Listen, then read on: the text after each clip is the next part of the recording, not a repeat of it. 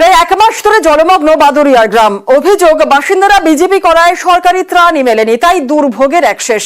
অভিযোগ মানতে নারাজ তৃণমূল পরিচালিত পঞ্চায়েত প্রধান।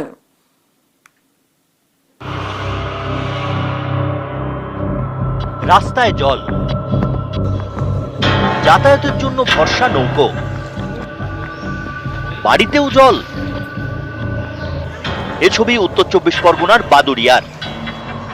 বাদুড়িয়ার চাত্রা গ্রাম পঞ্চায়েত। সম্প্রতি কয়েকদিনের বৃষ্টিতে ইছামতির পাড় ছাপিয়ে জলমগ্ন হয়ে পড়ে প্রায় 10টি গ্রাম। এইসব গ্রামে প্রায় এক মাস ধরে জল যন্ত্রণা চরমে। এরই মধ্যে সলুয়া গ্রামের বাসিন্দাদের অভিযোগ, তারা সরকারি ত্রাণ পাচ্ছেন না। তাদের দাবি, গত পঞ্চায়েত ভোটে এই সলুয়া থেকে জয়ী হয় বিজেপি, তার জেরেই ত্রাণ মিলছে না।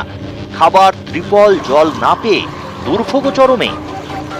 আমরা এখনো পর্যন্ত কোনো ত্রাণ পাইনি, তো জানি না পাবো কিনা।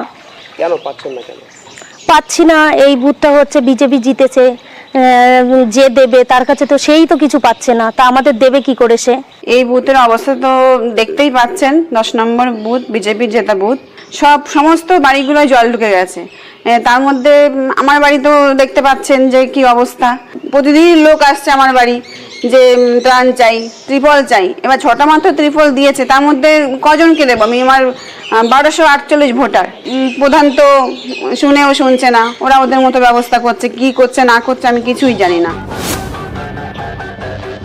পিয়ালি মণ্ডল যদি উনি বলে থাকেন, এই কথাটা সম্পূর্ণ মিথ্যে কথা। কেন, ওনাকে আমি নিজে হাতে ত্রিপল দিয়েছি এবং ওই বুথে যে রিলিফ সেন্টার চলছে সেটা তিনিও জানেন এবং তিনিও তদারকি করছেন এবং আমরা নিজেরাও তদারকি করছি। যে সমস্ত এলাকা বন্যা কবলিত, সব জায়গায় সমবন্টন হয়ে পাচ্ছে।